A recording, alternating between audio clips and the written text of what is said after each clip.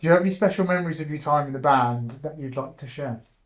The main one, I think, was a band trip to Holland in 1977. It's memorable because it's the first time I've flown and the first time I've been abroad without my parents. And yes, I mean, I always started drinking then too. Oops. My main memory of the sort of trip to Holland was that's when I started drinking. And I wasn't going to say that, but yeah, I remember a night in Denmark drinking elephant beer. And it was, isn't it? yeah, it wasn't good. So I think I ended up in the 1974 photo, even though I don't think I'd actually played properly in the senior band at that time. But yes, it was quite, how can I put it, scary, because being very young and being very short, and then moved straight to the senior band quite quickly. Yeah, in fact, you're sure what you fit in tuba cases. What people used to stuff you into tuba cases? Tuba cases. You had to hang onto a chair, otherwise you'd get the case locked on you. And that one of the tortures used to be, because the conductor used to stand on that, just before the practice, he used to sort of lift that up and shove the smallest one. And he used to do that to Uncle Alan a lot. Yes, he did, yes. God, I've forgotten about that, yeah.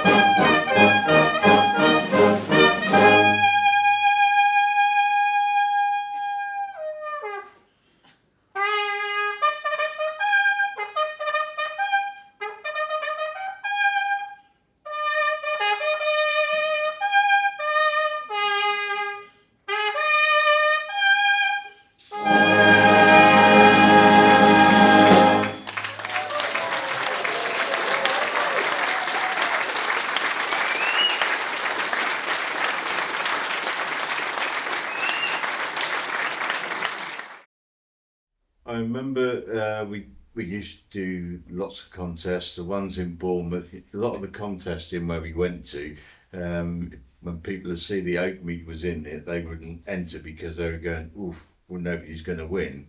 The Unforgotten Voices of Youth, just suddenly came back to me, and I'm sure we possibly played that as a contest piece, maybe. Yes, we won a quite prestigious contest on that.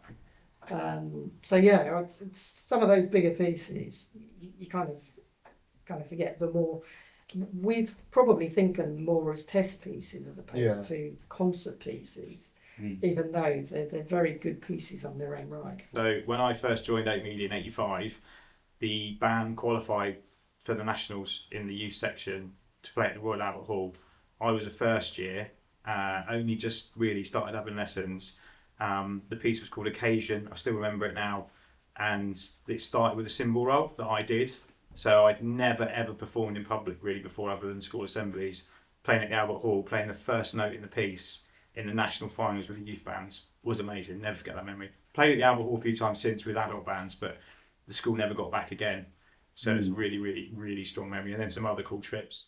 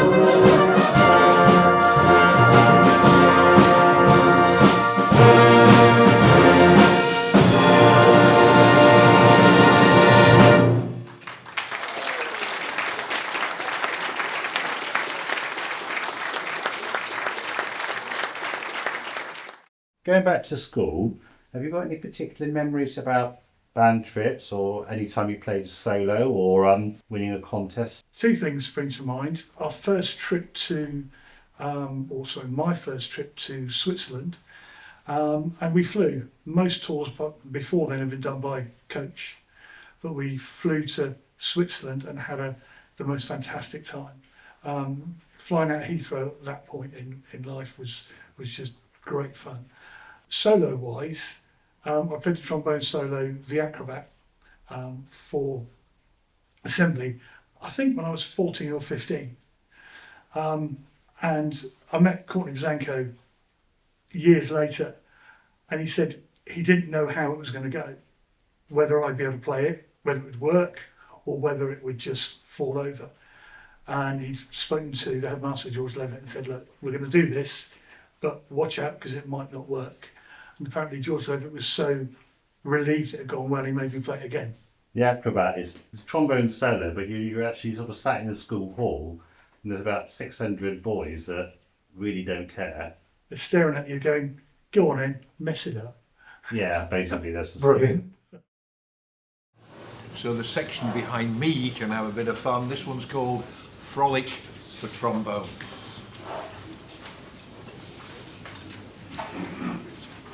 They would like to stand up, but we've got a few dodgy knees. I did try to make them stand up.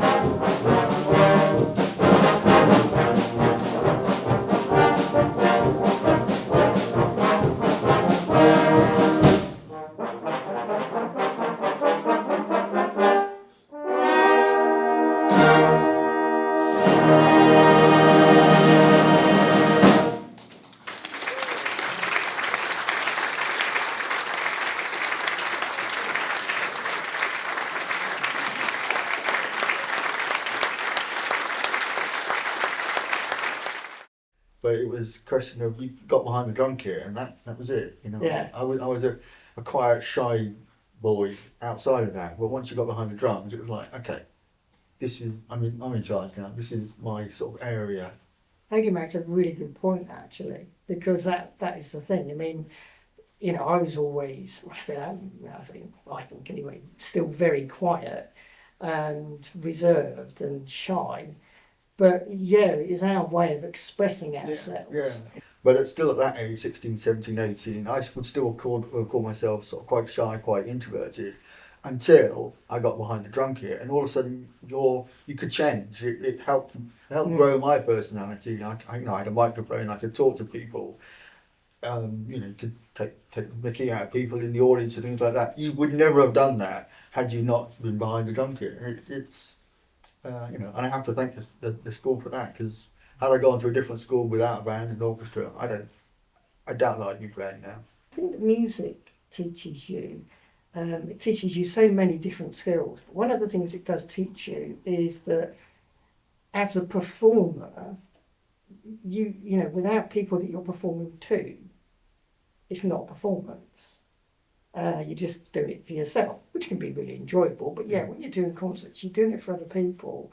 And same when you're doing, your gigs now. I always say that with the gigs, even a rehearsal, if a couple of friends or acquaintances just came to rehearsal, it changes the rehearsal completely, because now I'm not rehearsing, now I'm performing.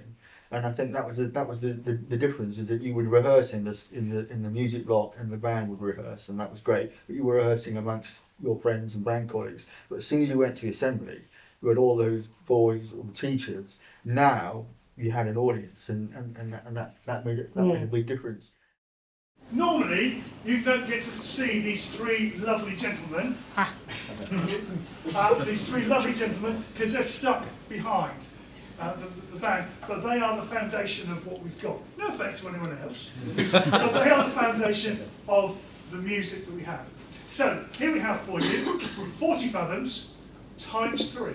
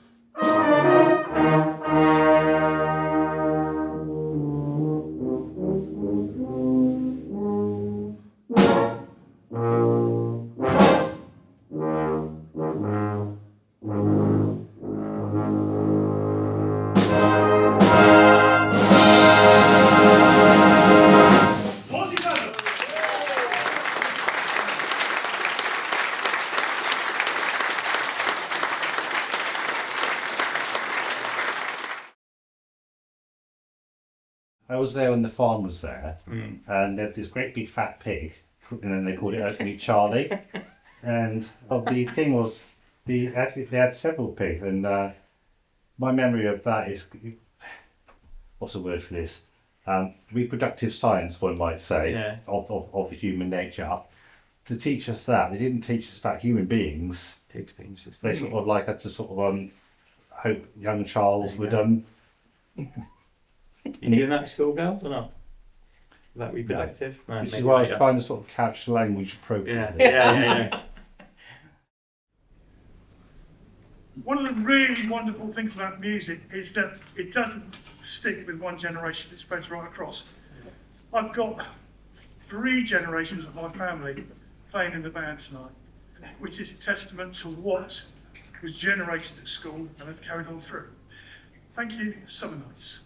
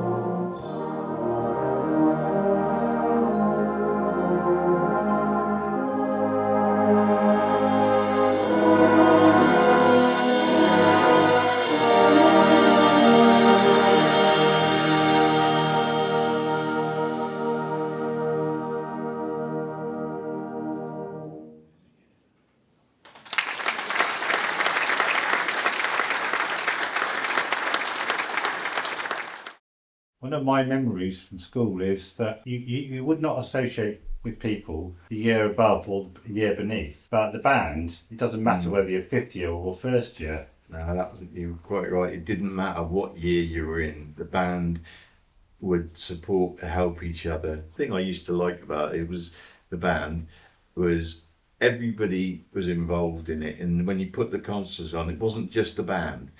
You'd have the art division, Mr. Bird in the art division making all the posters and publicity materials.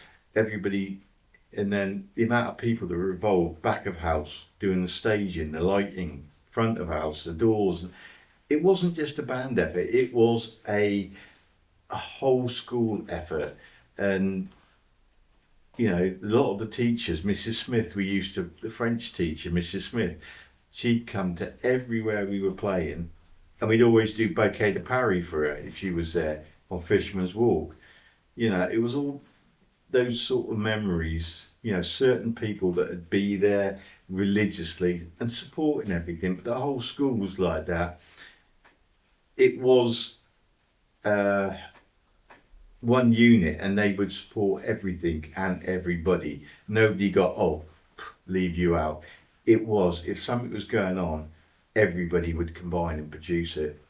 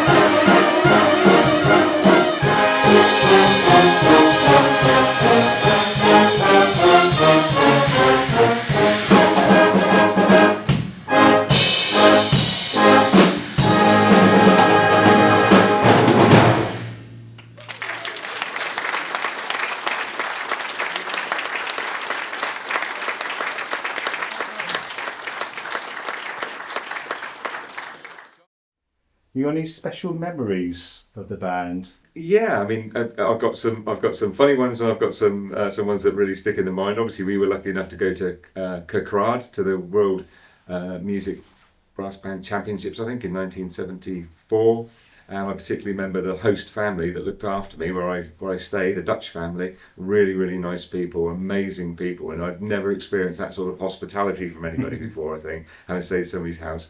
That was quite interesting, I think. The tour of Canada was fantastic. We had doing music there gave us some really good opportunities, so I've got a lot of fun memories. It was a very tiring tour, but it was great fun. Canada. I went to Holland, but Canada's quite a stretch, really, isn't it? Yeah, so it was a fantastic opportunity. We did a exchange trip with a band over in Canada.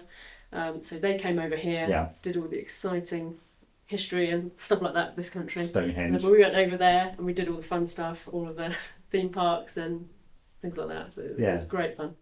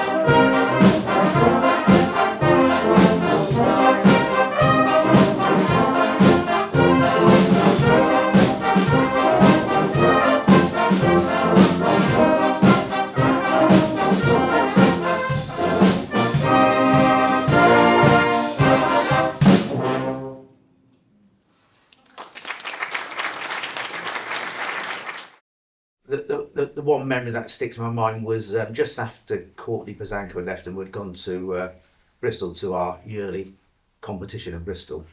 And I think Courtney and Mr. Dean, dare I say Dixie Dean, were late turning up for the competition.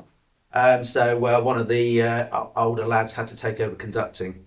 And I remember we were partway through the piece and in the distance you could see Mr. Courtney and Mr. Dean standing there looking at us from the audience.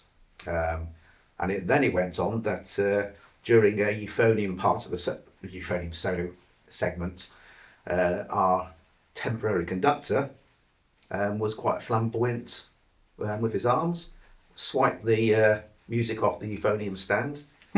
And I looked at the euphonium guy in horror. I think it might have been Andrew Yule, I can't remember specifically. And he obviously knew music by heart and carried on flawlessly. So that's one of my main memories, I think. Before I go, just one last thing. I'd like to thank the band for all their hard work. I've had the pleasure of sitting at the back and listening to rehearsals for the last day and a half while these ladies and gentlemen have been working. Thank you so much for all your hard work. I really appreciate it.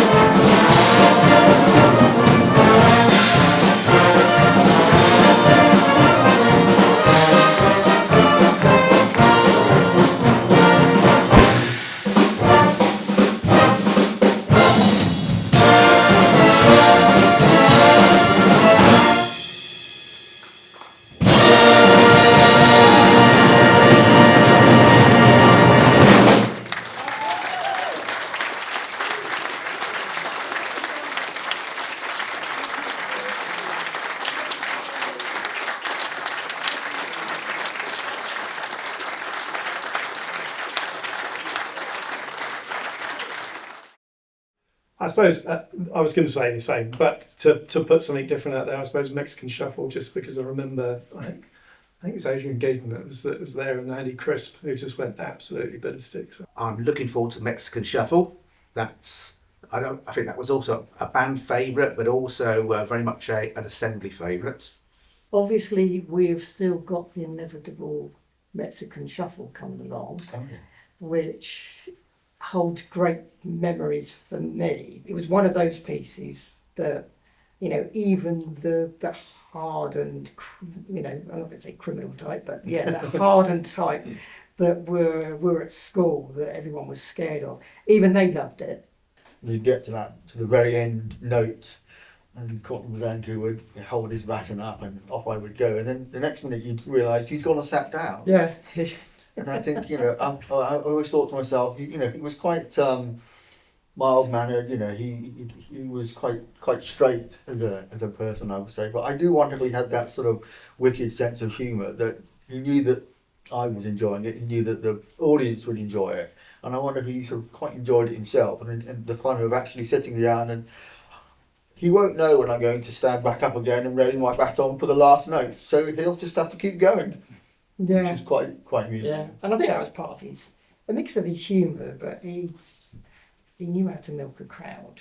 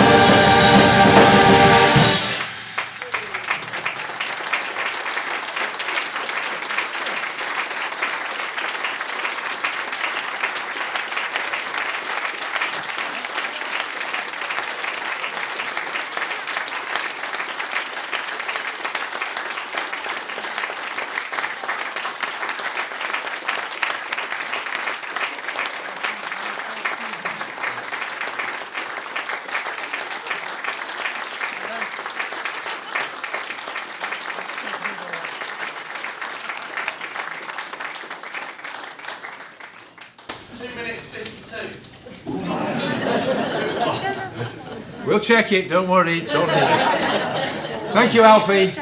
Thank you, band.